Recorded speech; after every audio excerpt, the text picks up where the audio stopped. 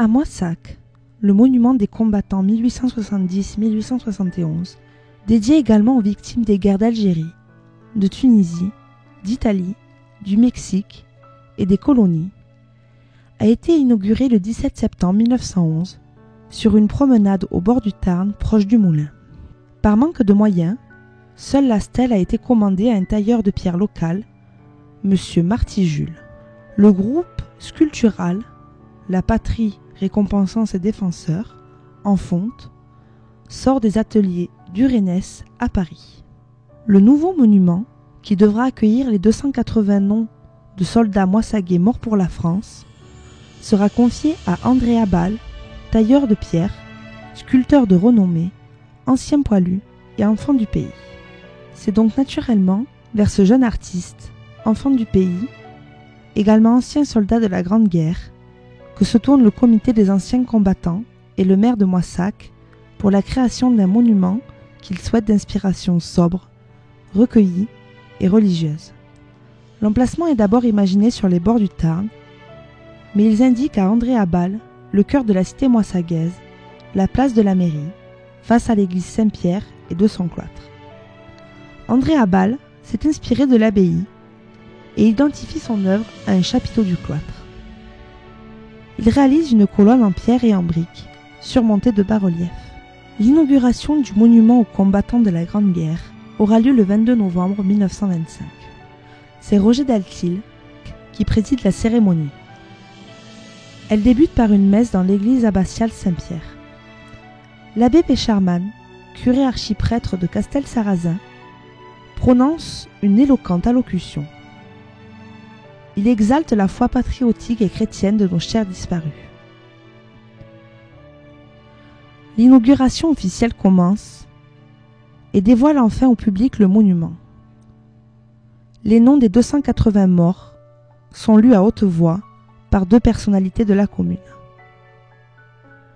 Le discours de M. Raymond Salaire, président du comité du monument, ancien maire de Moissac et ancien député, nous détaille les scènes sculptées par André Abal sur les 4 faces du chapiteau.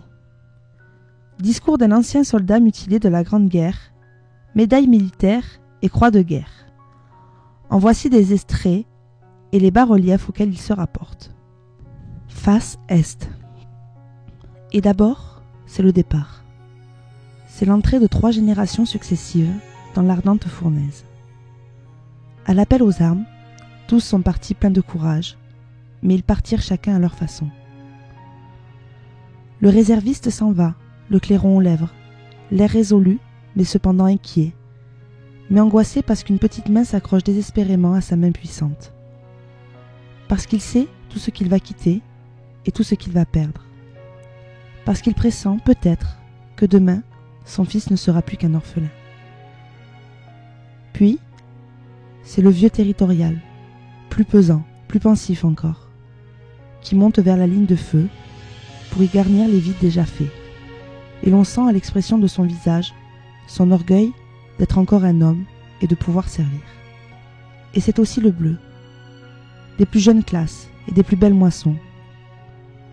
Le bleu qui lui aussi met allègrement sac au dos et qui avec l'enthousiasme de la jeunesse s'en va vers la bataille et vers la mort, le sourire aux lèvres. Face nord. Tourné vers l'église, vers le temple où montent toutes les prières, vers la grande nef où se viennent apaiser tous les désespoirs. Une mère douloureuse, une humble paysanne de notre Quercy, pleure penchée sur une croix de bois.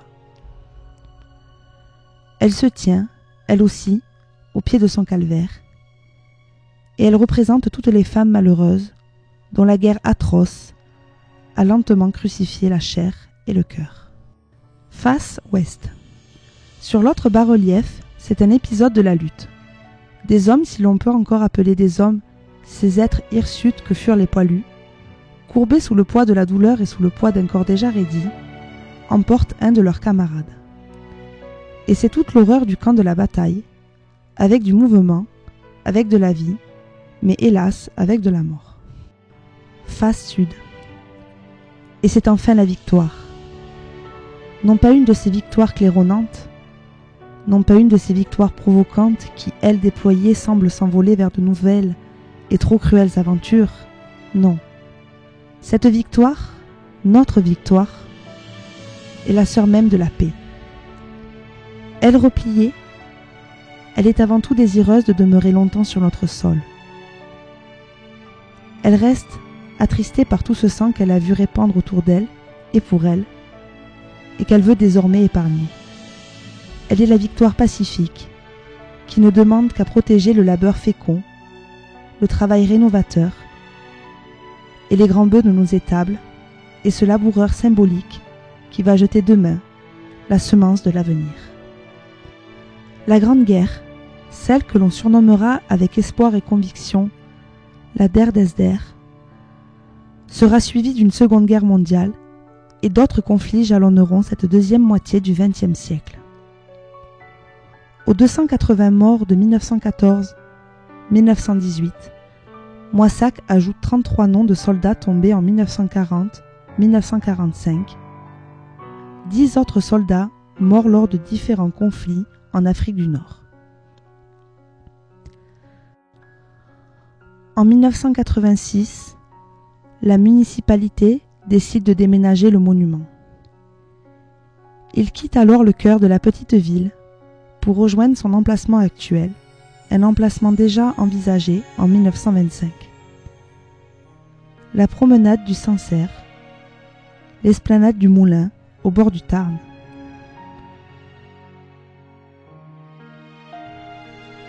Le monument aux morts, érigé sur la place de la mairie en 1925 par la municipalité Roger Deltil, va changer de place.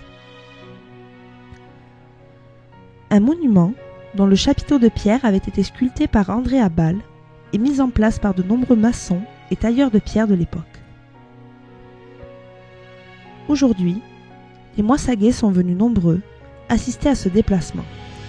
Une page d'histoire qui tourne. Depuis le matin, c'est le spectacle de la rue. Un puissant engin de levage, une grue d'une force de 100 tonnes, commandée par l'entreprise Culetto, est arrivé sur la place de la mairie. Déjà, le monument est arrimé et relié au treuil de la grue. Le grutier est en place et va effectuer le travail délicat de la suspension du monument. Énorme bloc de quelques 70 tonnes, paré de briques. Le contremaître surveille et le monument s'élève jusqu'à hauteur de la plateforme.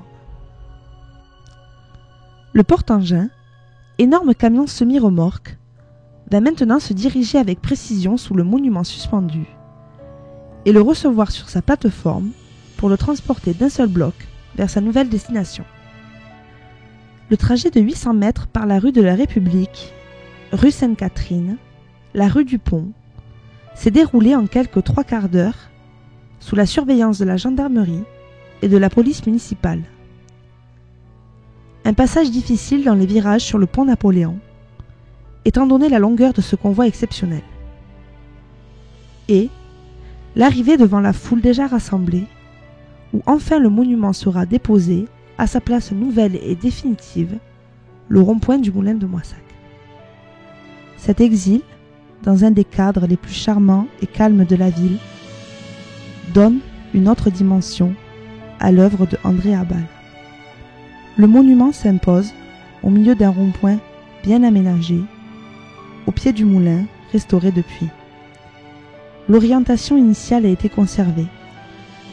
La mer éplorée recueillie n'est plus face à l'église, mais la victoire, elle, fait face au Tarn, qui s'écoule presque à ses pieds.